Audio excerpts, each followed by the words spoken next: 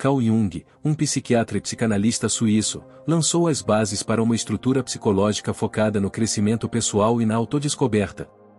Ele introduziu o conceito de individuação, que é a jornada ao longo da vida para se tornar a pessoa que alguém deveria ser e realizar seu potencial único.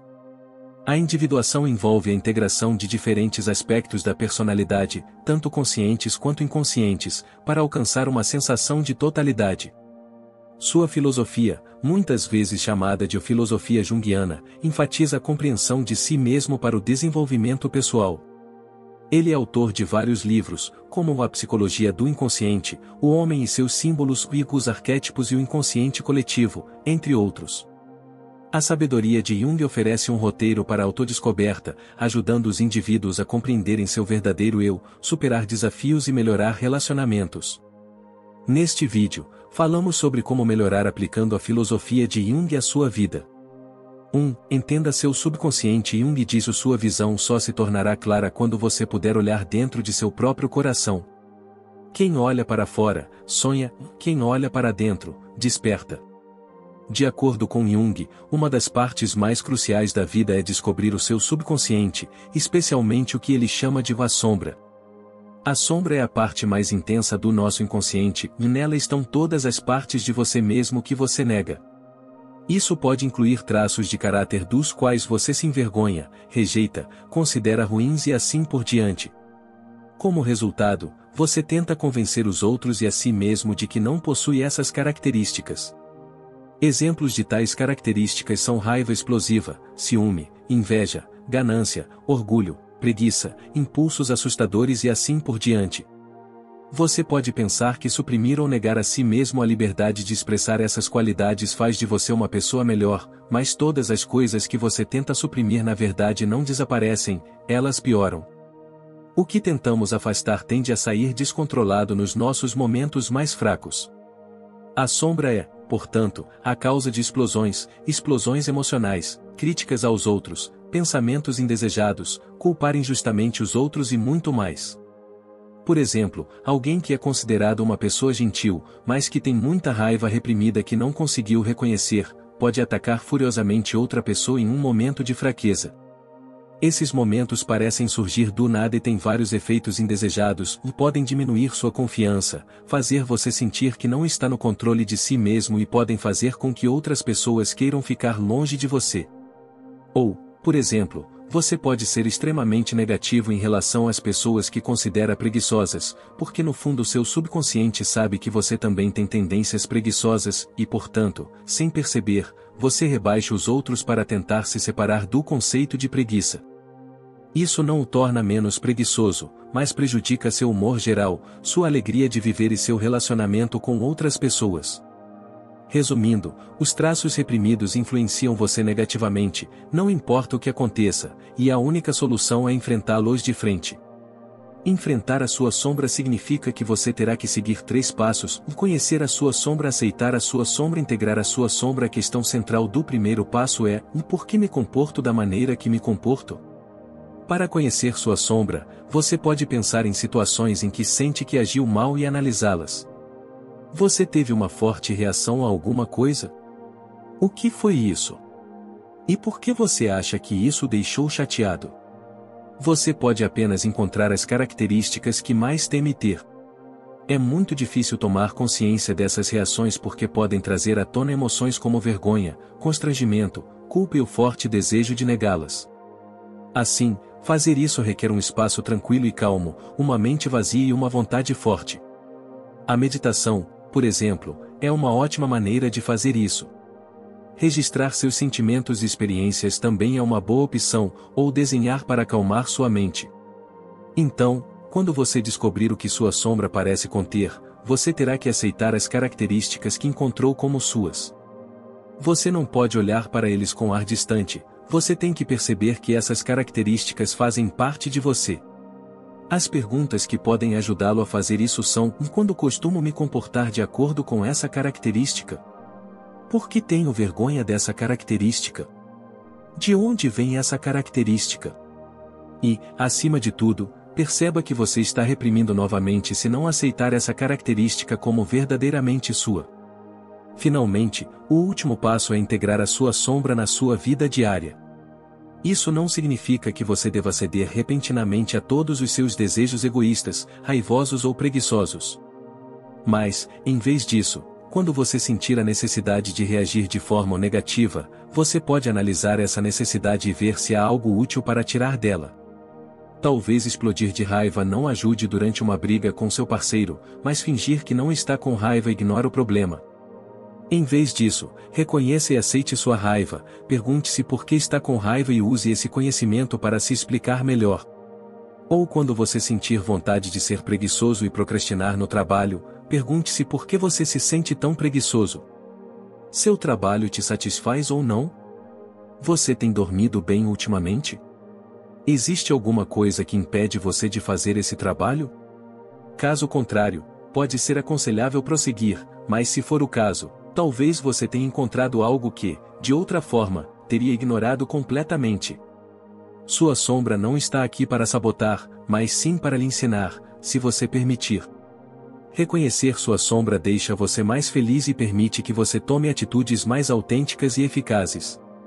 É por isso que Jung afirmou que trabalhar o seu subconsciente, especialmente a sombra, é um dos passos mais vitais do autoaperfeiçoamento. 2. Trabalhe em seu processo de individuação. De acordo com Jung, individuação significa tornar-se um ser único e homogêneo e, na medida em que a individualidade abrange nossa singularidade mais íntima, última e incomparável, também implica tornar-se o próprio eu. Poderíamos, portanto, traduzir individuação como autorrealização. Um dos ensinamentos mais importantes de Carl Jung foi seu trabalho no que ele chamou de processo de individuação, o processo no qual uma pessoa se separa de um grupo e se torna um indivíduo único.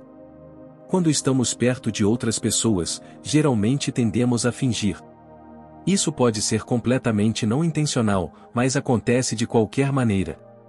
Você ri de piadas que não acha engraçadas, finge estar entusiasmado com alguma coisa, age de forma mais importante ou mais confiante do que realmente é, mente que está indo bem quando não está, etc. Estar no mundo pode, muitas vezes, parecer uma atuação. Apresentamo-nos a outras pessoas de uma forma que garante que elas nos verão da maneira que desejamos. Carl Jung chamou isso de persona. Essa persona pode ser descrita aproximadamente como uma máscara, como um ator usaria no palco. A persona é a forma como você se apresenta em situações sociais e a impressão que tenta causar no resto do mundo. De acordo com Jung, desenvolvemos nossa personalidade desde cedo, na infância, quando aprendemos sobre regras e costumes sociais e formamos conexões com outras pessoas. Nossa persona muitas vezes não consiste em apenas uma máscara, mas sim em múltiplas máscaras, dependendo da situação em que você se encontra. Você pode agir de maneira diferente entre amigos e no trabalho, mas ambos podem fazer parte de sua personalidade. Quando você se identifica excessivamente com sua persona, você se decepciona constantemente, porque ela simplesmente não é quem você é autenticamente. É prejudicial à sua confiança e autoimagem e aumenta o domínio que sua sombra exerce sobre você. Portanto, é extremamente importante não se fixar em uma versão idealizada de si mesmo e, em vez disso, trabalhar duro para se ver como você realmente é. O caminho para a individuação, segundo Jung, é integrar o consciente e o subconsciente. Fazer o trabalho da sombra, como discutimos anteriormente, e descobrir o que faz parte da persona e o que realmente é você. Isso não significa que você precise se livrar de sua persona, ou uma persona pode ser muito útil em sua imagem social. Por exemplo, uma persona ajuda você a permanecer profissional no trabalho, mesmo quando na verdade você está farto de alguma coisa, ajuda a evitar a escalada de conflitos, a passar em entrevistas de emprego e, geralmente, a lubrificar as engrenagens ou das interações sociais. Mas é importante conhecer pessoalmente a diferença entre sua persona e o resto de você, e também exercer controle total sobre sua persona, em vez de deixar que ela controle você. Se você descobrir, através da reflexão, que tem algumas tendências de raiva que tenta suprimir, então não precisa começar a agir com raiva o tempo todo ou expressar sua raiva toda vez que ela surge. Em vez disso, você pode se perguntar em cada situação: e minha raiva me ajudaria agora? Por exemplo, quando você está no trabalho e seu chefe rigoroso faz algo errado, a raiva provavelmente não ajudaria. Em vez disso, seria mais útil canalizar sua raiva para uma forma de ação mais construtiva, como ter uma conversa calma com seu chefe. No entanto, se você tem um amigo que continua cancelando planos por sua inconveniência, talvez expressar sua raiva o ajude a perceber que você realmente está incomodado com isso e que ele não pode pisar em você. Em ambos os casos, você usa sua raiva de uma forma que o beneficia, seja expressando-a ou motivando-o a fazer algo mais útil naquele momento. Se você conhecer seus impulsos e sua persona separadamente e tentar integrá-los sempre que possível, você começará a realizar ações únicas e benéficas para você.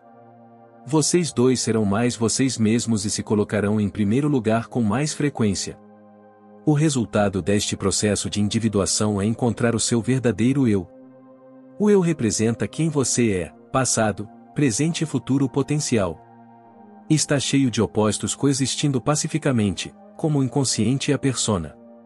O eu está em constante evolução e, portanto, o processo de individuação nunca termina verdadeiramente, você tem que continuar trabalhando e explorando a si mesmo. Explorar continuamente seu subconsciente, sua personalidade e o eu é a chave para a individualidade. No entanto, a individualização não é um processo fácil. Requer mergulhos profundos em seu subconsciente e muito autocuidado. Você tem que aprender a analisar suas emoções, comportamento, motivações e raciocínio. Isso pode ser feito após interações sociais, mas é melhor feito na solidão, quando você tem tempo e energia para sentar e realmente pensar ou até mesmo escrever sobre o assunto. 3. Cuide de si mesmo. Para citar Jung, sua alma está em grande necessidade, porque a seca pesa sobre seu mundo. Fazer trabalho de sombra e participar do processo de individuação são extremamente benéficos para a sua saúde mental. E uma das coisas mais importantes que você faz é cuidar bem de si mesmo. Dito isto, é importante notar que não se pode voltar para dentro se as circunstâncias externas não forem suficientes. Você só pode se preocupar com quem você é se não precisar se preocupar com necessidades mais básicas, como alimentação, relaxamento, segurança, entre outras. Em outras palavras, você precisa encontrar uma base estável para a sua vida antes mesmo de começar a fazer qualquer outro trabalho em si mesmo. Você tem que ter um objetivo, seja ele educacional, em forma de trabalho, ou voltado para a família. Você tem que ter uma casa, pessoas ao seu redor que se preocupem com você e possam te ajudar. Em outras palavras, você tem que se cuidar bem. Isso significa comer de forma saudável, dormir o suficiente, fazer exercícios e reservar um tempo para desestressar todos os dias. Jung deu muitas dicas sobre como melhorar sua vida externa. Em primeiro lugar, sublinhou a importância de estabelecer limites e padrões profissionais. Esses padrões não deveriam ser grandes e inacessíveis. Você pode não conseguir o emprego ou a situação que desejava, mas sempre pode tentar ver a luz em seu trabalho.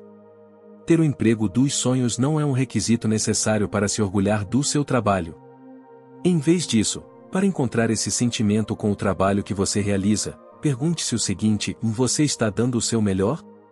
Existe alguma maneira de dar um toque pessoal ao seu trabalho? Que partes do trabalho você vê refletidas em seu trabalho? É claro que você não está limitado a essas perguntas, mas elas são um bom começo.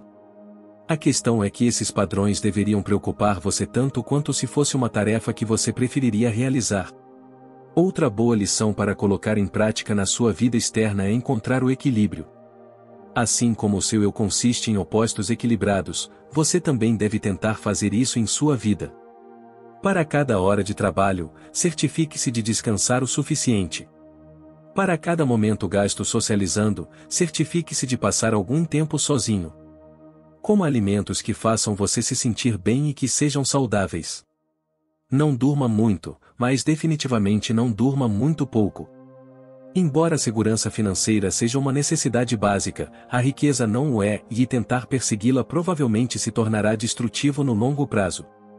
Algo que pode ajudá-lo a encontrar o equilíbrio em um mundo agitado e exigente é começar a construir uma rotina, seguir horários ou, pelo menos, estabelecer metas diárias ou semanais para si mesmo.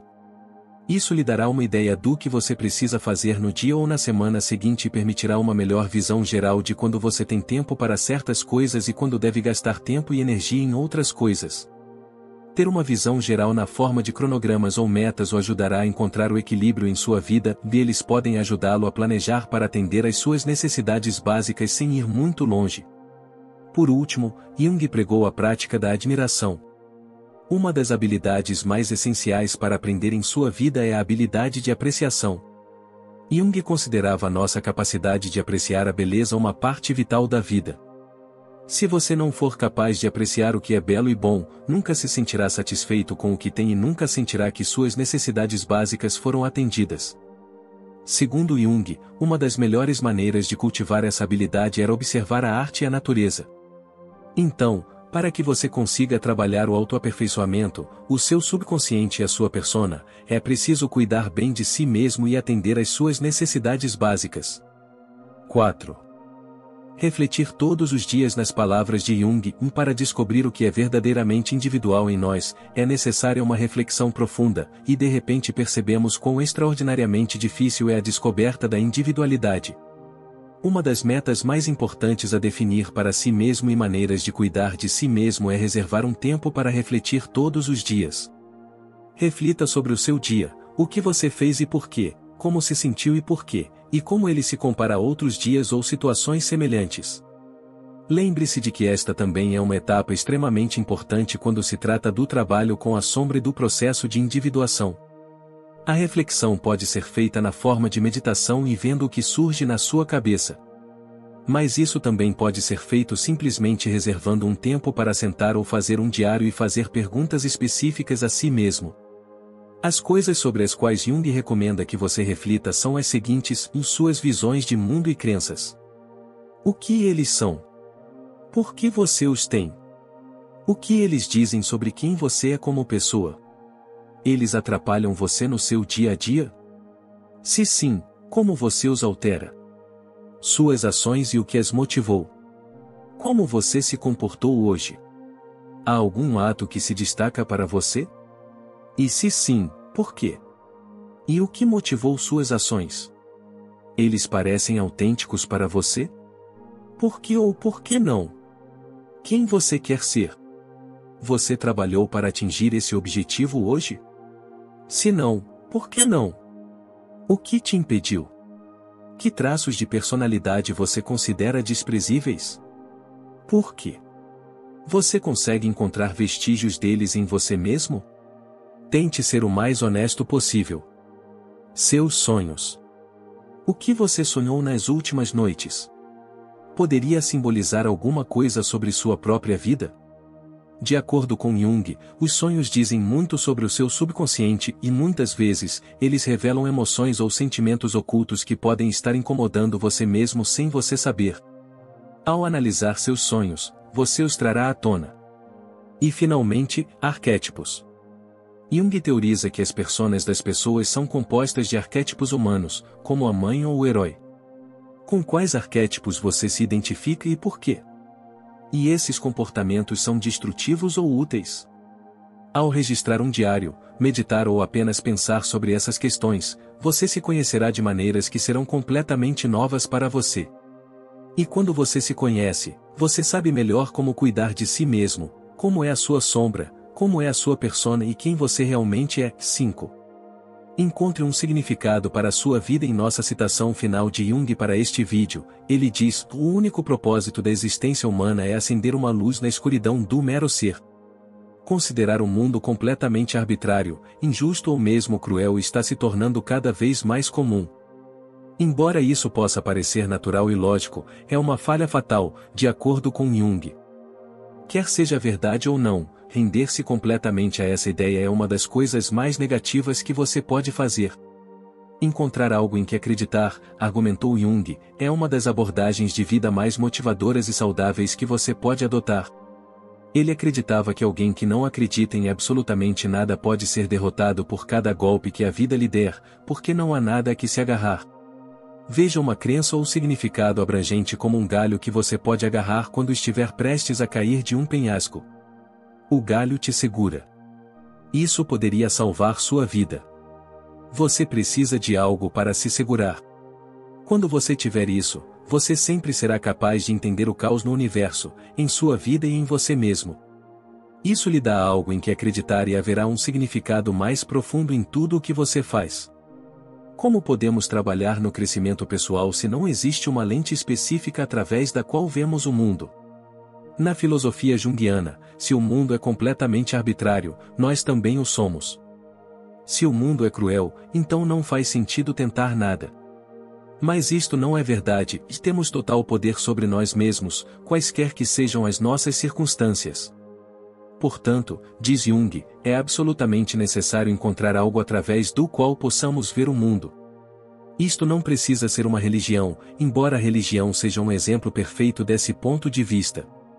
Outras lentes através das quais você pode ver o mundo incluem pontos de vista espirituais não associados a uma religião, uma certa filosofia ou psicologia que ressoe em você, ou mesmo princípios científicos mais amplos, como evolução ou entropia. Permitir-se explicitamente acreditar em algo maior ajuda você a se firmar e a contextualizar suas experiências. Alguém que acredita no karma, ou na importância da bondade, tem uma grande motivação para praticar boas ações e, assim, sentir-se bem consigo mesmo.